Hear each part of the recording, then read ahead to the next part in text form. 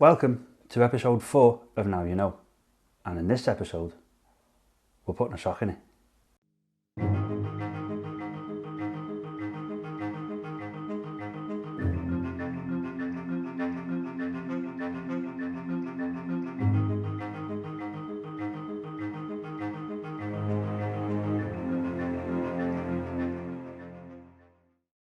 Have you ever been told to be quiet or shut up?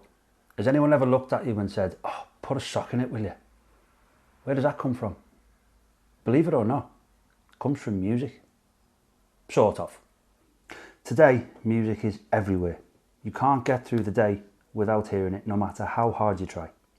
That wasn't always so. Before 1877, the only way to hear music was to hear it played live.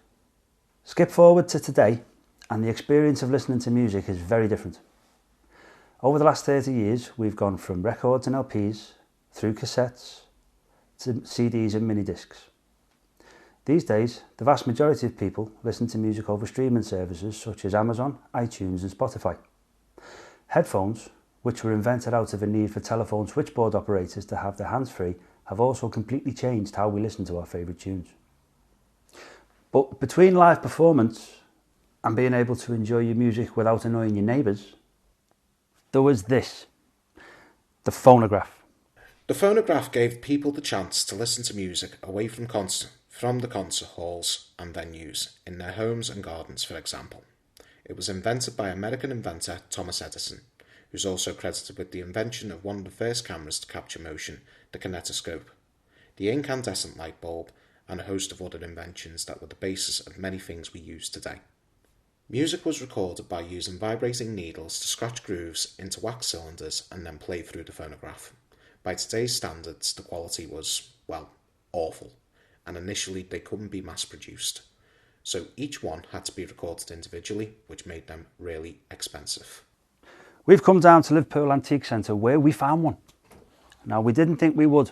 First place we looked, we found this. Big thank you to Steve for letting us come and film using the room.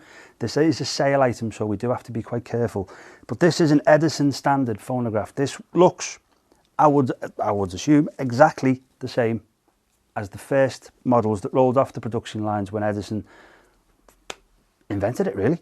It used wax cylinders to play the music. Music would come out of here. The only thing is, though, there's no volume control. Headphones, no. And Bluetooth, forget about it. So this had one volume. So if you're upstairs and someone's playing this, it's going to annoy you, isn't it? There's no way you can turn it down. So people came up with a pretty inventive idea. Music would leave via this, the brass horn. So to mute the volume, to bring it down, people started putting things in there just to lower it, mute it a little bit. And I just so happened to have a sock. It is clean, I promise. But the expression, put a sock in it, came from the act of people putting socks into the horns to lower the volume of the music. Because as I said, there's no volume control. No headphone ports. Bluetooth. What? No, none of that. So back in 1877, if you wanted to turn your music down, you put a sock in it. That is exactly how you did it. Thank you to Steve at the Antique Centre for letting us do this. This, I think, is the first time on Now You Know we've been able to actually show you properly where a saying came from. So, now you know. Until next time, thanks for watching.